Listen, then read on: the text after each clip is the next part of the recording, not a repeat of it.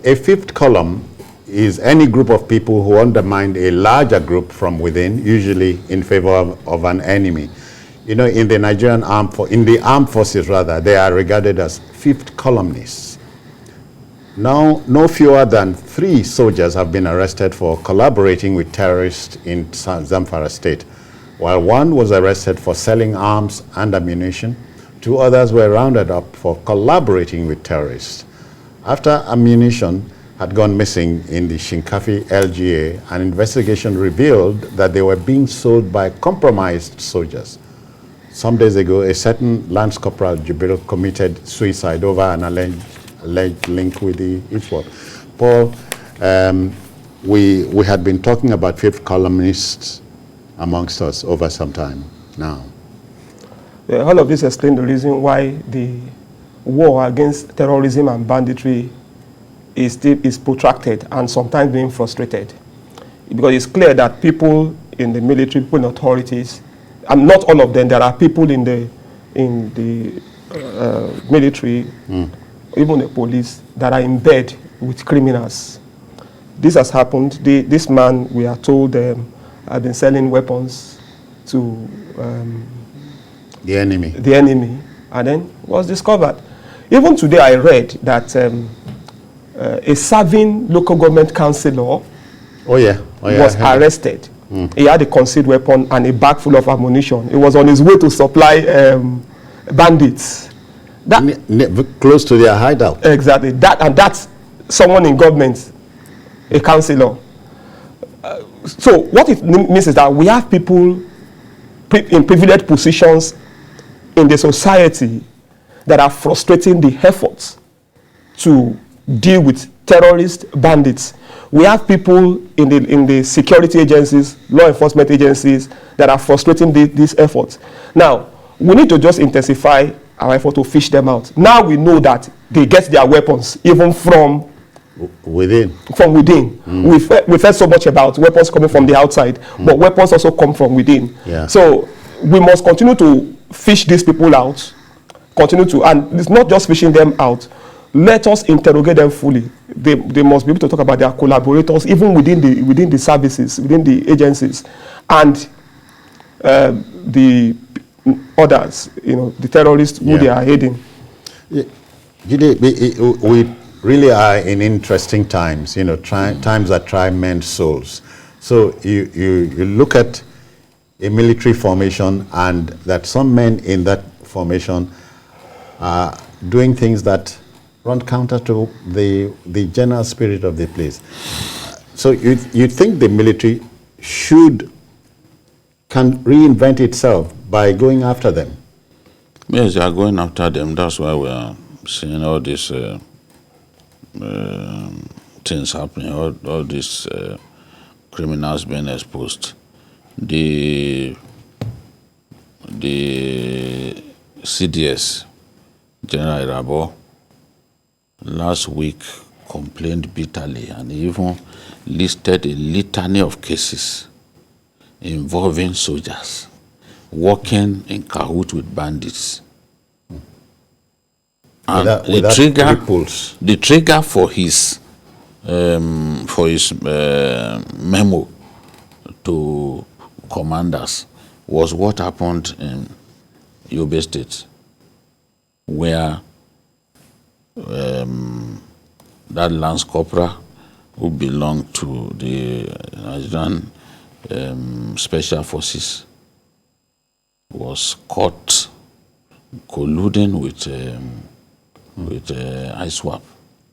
ISWAP had carried out an attack a day earlier, a couple of days earlier, and he was found to have colluded with them. And when he was being taken away, probably to go and lock him up somewhere, he decided to take his own life.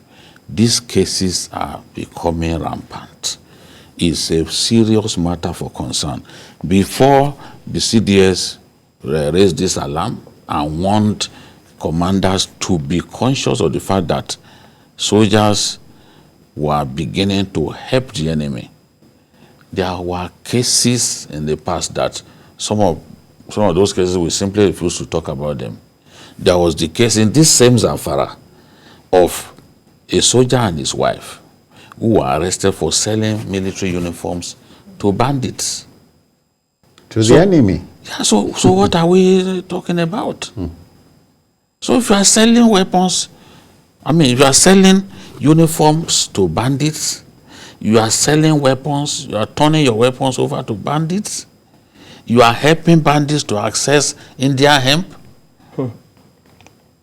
then what are we talking about? Yeah. Some of these guys provide information about movement of troops, which enables the enemy to counter, to do an ambush. Yeah. You know, we have lost, I can say in the last 2 years, we have lost troops through ambushes more than through pitched battles In an against the open enemy. battle. Ambushes are common. So, and then you ask yourself, how do they get to know that the troops are heading in a particular direction? In the aftermath of the creation of super camps, it became necessary to send soldiers on errands, admin work, and all that, so to bring logistic supplies to those big super camps. You have to move around. You can't be holed up permanently inside your barracks, inside your base. But when these guys are moving, ambushes happen. Sometimes they are attacked through IEDs and all that. A lot of the information that leads to the death of our troops, if we investigate, we will find that it's their own colleagues who are leaking. Fifth columnists. Yes, those fifth columnists, they are the ones leaking this information to the enemy. And it's just terrible. I didn't expect that just days after the CDS complaint, some of these guys will be caught. Some are even colluding with bandits to kidnap people. There was an arrest that was made involving a soldier at one div in Kaduna who worked in cahoots with bandits to kidnap people. Obviously for ransom. For money. For money. Those ones who pay him for his services. We just can't allow this to continue. Paul, at this point you are wondering what the motive is. What propels these fifth columnists? Well, it's only natural to think that way. The motive can be pecuniary, maybe just want to make gain. It could also be ideological. There could be people who share the ideology of terrorists that have found their way into the military, into properly recruited, trained, which means now this is an eye opener. It's revealing. What it now means is that in recruiting people, we have to be more eagle-eyed. Circumspect. Exactly. We have to be more circumspect. We have to, I don't know how much of their background they normally dig into. Yeah. But probably if you are getting people into the army, you have to make use of your intelligence. You have to even make use of the DSS to... The Onyibo people are here will go into your history, personal history. Exactly. Run background checks. Yeah, that's it. As this, what did he do when he was young? What kind of school did he attend? What did he say at this particular time? What does he say on social media platforms? What does he say when he's having discussions with his peers and all of those? Yeah. What is his attitude, mental attitude towards money? Is it the kind of, does he believe in get rich by all means? Yeah.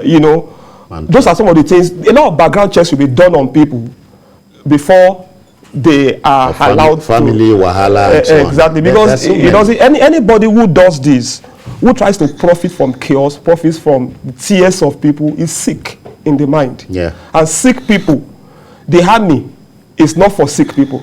People who are mentally sick. And whatever money you get from that deal is blood money. It's blood money. Blood money and the people who do this, it's like people that are murdering sleep. They will not sleep also. Yeah. When you murder sleep, you will sleep no more. Because they say if you win a rat race, you remain a rat. So why go into the race at all? Well, at that point. Well,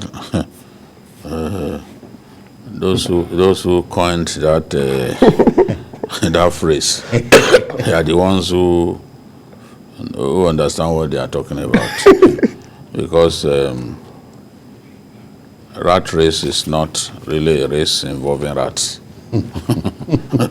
By my knowledge of what rat race means, it's not a race for rats. But it's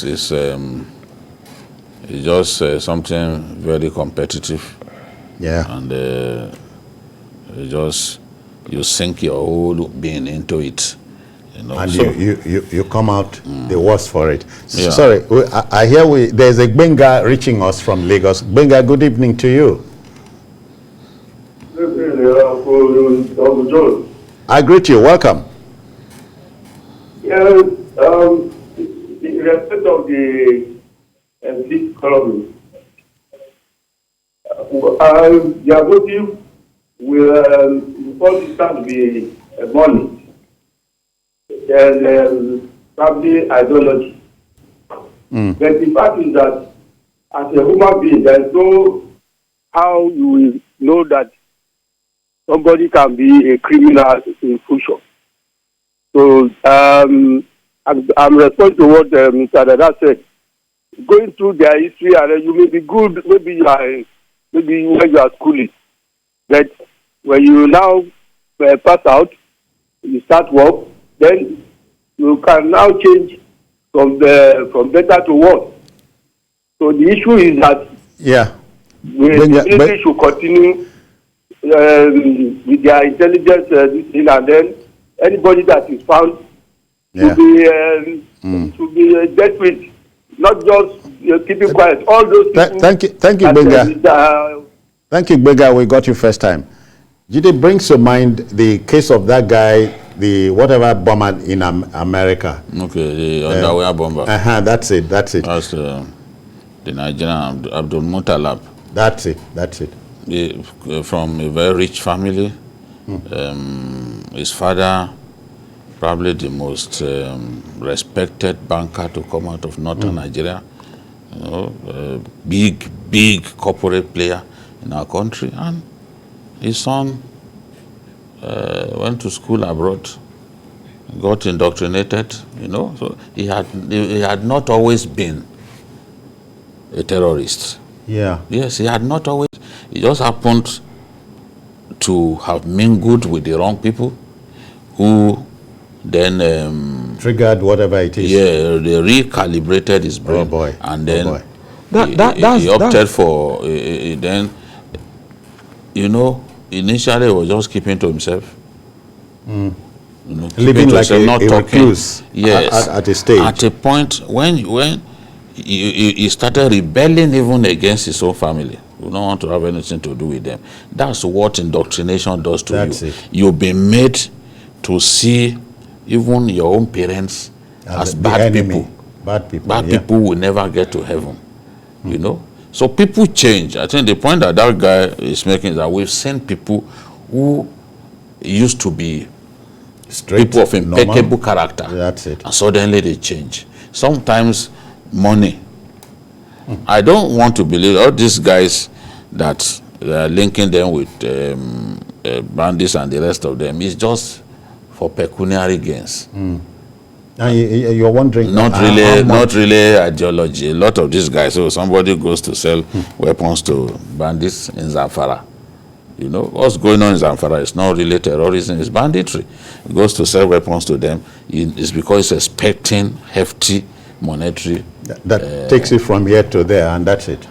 No, a lot. It's good money. See, bandits in Zamfara and other places, even for a loaf of bread, they pay several times the price of bread, because where they are, it's not easy for them to access it. So if you can take the risk to supply them bread, if you can take the risk to supply them petrol, they will pay well over the odds. They will pay heavily for it. And that was why the governor of Katsina said, look, any bakery that would discover to be supplying bread to bandits in their forests, they are going to close. So they are offering so much more knowing that it meets is not, the eyes. yeah, it's not easy for people to go and do business with them. So they will reward you heavily for doing business with them. I think they do not see the video. They do see the video of a woman. Because they do see the video of a woman who put petrol in the travel bag. Okay. And she was going to deliver to. That's it. That's the extent of people will go because they know that the return is usually hefty.